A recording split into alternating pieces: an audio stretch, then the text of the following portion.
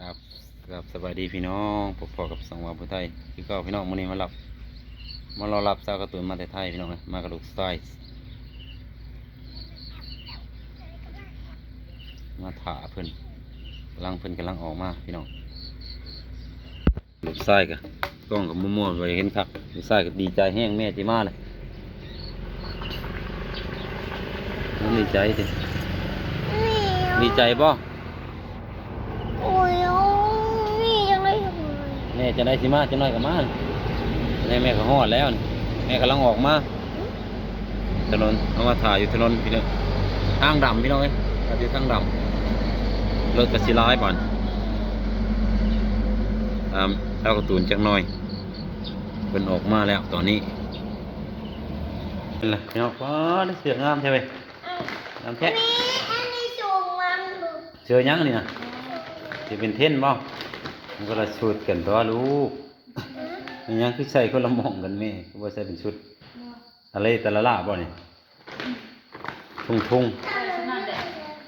ดีแล้วซื้อเลยก่อนถ้าไม่ซื้อเลยก่อนก็ได้สักนิด เมื่อเงินก่อน ให้ปักจันนี่แหละของปากครัว นี่เนี่ย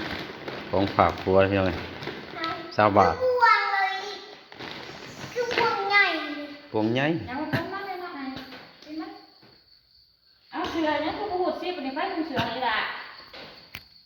อย่าลุงแม่ไปไหนไปดูไปไหน นอนให้ลุงให้วัน นุ่นเอ็น ลุงเอง มันก็ชิ้นนุ่งเองต่อแม่มันตื่นเอาล่ะเนาะ แม่ไปใช้คือทันตื่นกัน น้องได้สิเลย เสือมันเดียวนี่ พอแล้วให้พอ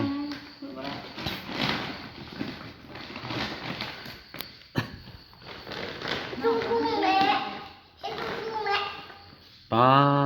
ดปุ๊บได้งามพี่น้องปุ๊บได้เชือทุ่งๆนะจากสุด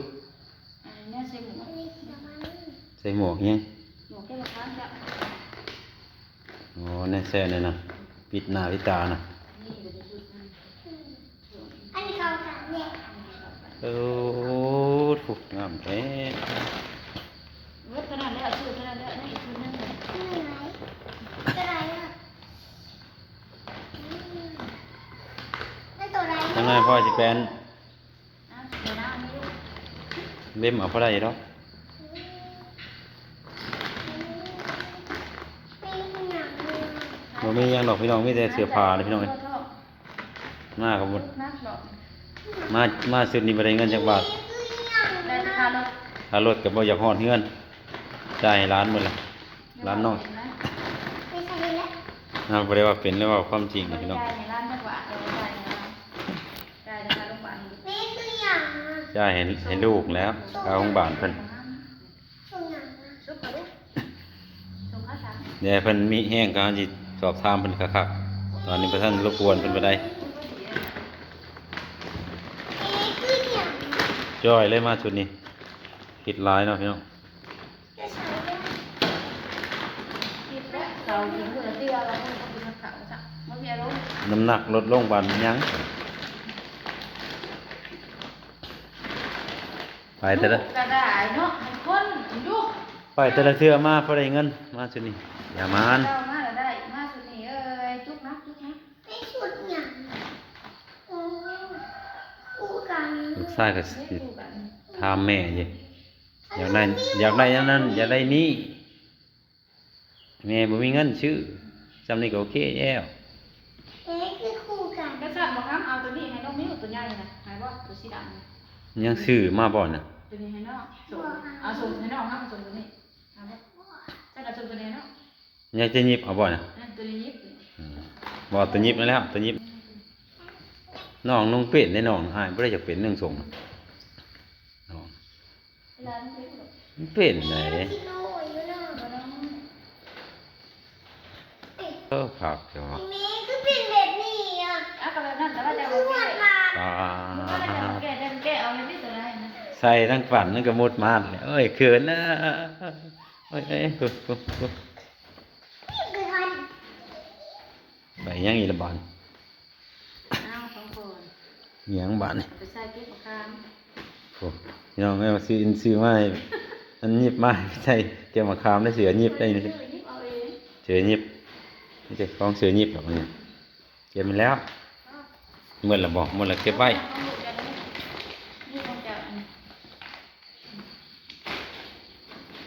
นั่นเขาขึ้น เนี่ยเถื่อขึ้นเนี่ยเถื่อขึ้นกลัวพี่น้องผม นี่มันเรียกส่งมา เราบ่อยากให้เห็นเราเก่งเด้อไอ้ก่อนเนี่ยโอ้โหผู้ไปใช้ลำออกมาพี่ตี้สบายดีกันผู้พื้นเลยผู้ชื่อเป็นเทนผู้ มาจะสิได้จังมื้อได้ไปอยากไปอยู่พี่น้องอยู่บ่ใจบ่อยู่อ่ะกันลูกสาวก็อยู่สิว่าสิมาได้เดือนนึงมาบ่อยากอยู่ เอ็มมีบางอย่าง เพราะมันเขาแจ้งเกิดได้โดนยังหรอก อันนี้แจ้งเกินท่านได้บ่ อุ้ย แจ้งเกินของท่านได้พี่น้อง เกิดได้แต่ว่าให้ไปอำเภออีก มาไปอำเภออีก เอาเขาบ้านเลขที่ไม่ต้องไปไล่หมองถ้าเอาเขาบ้านเลขที่ตัวพ่อมันอยู่มันก็เป็นยังนี่เอาเขาบ้านเอาเขาบ้านเลขที่พ่อมันนี่ แมนต้องให้มันถูกต้องเนาะ พ่อมันเมื่อย เป็นได้ให้ใจได้ล่ะ ถ้าหาใจบ้ากระต่ายทุก ตาตาตา บ่ตอนนั้นท่านได้ให้ใจ ว่าร้านน่ะ แม่น มันได้แล้วซอยเอาออกซิเจนซอยนี่ก็แรงมาได้ถ้าเอาออกซิเจนออกมาได้ก็ ตายมานั่น บ่ตายแต่ก็นะเก็บไว้ลูกเก็บไว้เอาไว้ทำ ไป ให้ ใช้ กระต่าย โอ้โหแล้วมือปวดหัวพี่น้องเอ้ย แม่ ทุกท่านได้แห่งเติม มั เนาะ นไปใช้ เอาไปเนี่ยชุดตัวเองเอาไปนะ มีเอาไปใช้ กระต่าย เกิดมาเอียงขึ้นว่าเนี่ยเกิดมาใส่อันนี้ก่อน จักน้ำแดงเทียยืนมาแบบนี้บอกไปได้ฟังมือก่อนปุ๊บซ้อนเดือน โอ้ซ้อนเดือนพุ่งปาด ฟังสิ หมอก แดงน้ำมันนี่ โอ้ให้มันกำหนด9 เดือนน่ะ เพราะว่า ได้เก้าเดือน เพราะว่านี่มันได้6 เดือนกว่าปาด ไว้ก้อนลูกอะไรไม่ใช่ว่าหายใจไว้กระตานั่นแน่ได้ ค่าใช้จ่ายทะลุล้านนั่น หมอเขาบอกว่าค่าใช้จ่ายในคันล้านบัตรคันแดนบัตรทองบัตรยังไงกะสิบใบไล่กันนั้นหมดเซน ประมาณนั้น ล้านเหลือประมาณเซน ถ้ามันได้50อยู่ตอนนี้ได้อยู่ดอก แม่กินเพิ่นแต่ตักยังต้องมาจ่าย ฮึบ ยังต้องมาจ่าย เห็น กินตา ไปเยี่ยมเห็นหน้าร้านอยู่ นี่ไม่กินตาไม่ยอม แม่ซื้ออันนี้แม่ไม่ได้ซื้อตับแม่ว่านั่นแม่ซื้อแต่หัวใจ ไม่กินตาจน มามันก่อน ไปเอาของมาก่อนไป พ่อไม่อยากกินแล้ว ตอนนี้แม่เป็นก็อยู่เต้นในห้องน่ะ มันก็ไปส่งนกอยู่กับกูมึงดีดนกไปส่งลูกกูมึง ไปส่งวัน ไปกับพ่อมันน่ะขี่มอไซค์ไป ไกลบ่จากห้องหมอ ไปขี่รถ10 กว่านาที กันวันพ่อของเพิ่นก็บ่รู้จักอิหยังเลยบาดนี้แม่ว่า เรียนหนังสือไทยกับบ่ค่อยรู้เรื่องเป็นคนไทย เป็นคนไทยแต่อ่านหนังสือไทยบ่อยาก บ่ค่อยรู้เรื่อง คนไทยแต่อ่านหนังสือไทยบ่ได้บาดงงคือกันแล้วเนาะพี่น้องเพราะเราบ่ได้เรียนหนังสือปานใด หาบ่รู้บ่อยาก เพราะคือกะกะเนาะบ่เท่าเฮาซ้ำเฮายังเป็นกว่า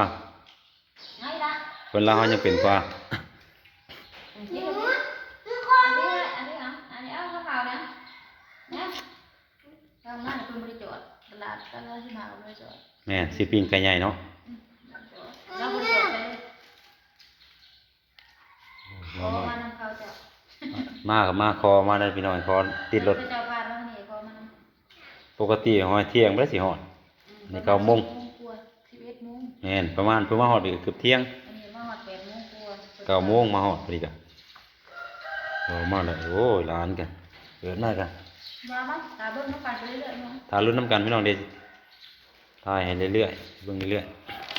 แม่เขาพี่เบิร์ดนี่จริงว่าจัง นี่คือว่าแต่ ๆกระตัวไว้ซ้ำได้บ่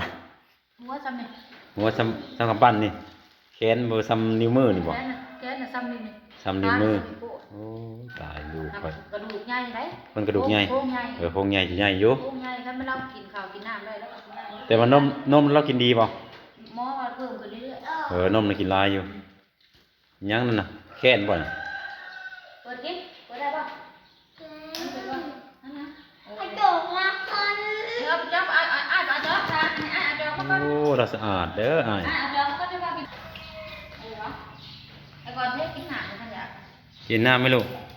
ท่านแม่ป้อนแล้วกินเลยเด้ปกติเราไม่ได้กินได้แบบนี้พอป้อนเพิ่นน่ะหน้าแรมเนาะมาจุดนี้นะบ่อยู่น้ำพอบ่ค่อยกินข้าวเลย น้อยดีคน เมื่อคืนนี่ก็หิวมาม่ามันบ่มีดึกเพิ่น บัดนี้แม่มาอยู่แม่เลยกินได้บ้านให้พ่อไปงานหาเงินใส่ใจร้านแล้วพ่อเจ้าลูก จะคอยให้พ่อไปหาเงินมาสิจ่ายค่าลูกบ้านล้านหนึ่งเอาดิอาหารประเทศไทยเด้อมันไม่ซื้อมา ที่อยู่ไทยพุ่น เอาซื้ออยู่มุกดาหารอาหารไทย ถามมาฮอดลาวบ่ บ่ละสิอ้ายกินเก่งก็ ยังไปแต่ละมื้อไปเยี่ยมนั่นบางเทื่อก็บ่ได้เยี่ยม พอได้เยี่ยมเท่าเดียวเขาบอกเลยว่าให้เยี่ยมเท่าเดียวเท่านั้นอันนี้ให้เยี่ยมเท่าเดียวพอเห็นคนกูมือเขากินตื่นไปโรงงานคุณมือบริเยี่ยมเท่าเดียว ก็เลยอีตนเจ้า กินเร็ว เป็นไปมื้อนั้นก็นั่งให้อยู่ไว้หน้าร้านบ่ คุยกับหมอได้เหมือนคนให้เรื่องเขาท่านพยาบาลดูเขาบอกเขา อ๋อ ป้าอะไร คันว่าชั่วลาไปเล่นผู้ใหญ่สิให้เนาะเขาก็บ่ปล่อย เดี๋ยวพัน อันนี้ผู้ใหญ่ งา เพิ่ น น กระยานะเขาให้ร้านแต่งป้า แม่นให้ผ่านแจ้งเกิดกันจะได้ผ่าน ทุกอย่าง อยากให้มีอยากให้น้องเลี้ยงกินก็ดี บ่เป็นหยังดอกใหญ่เป็นมูดหมาคือเก่า หายครับอย่างที่เป็นเรื่องคนจริงงานก็แล้ว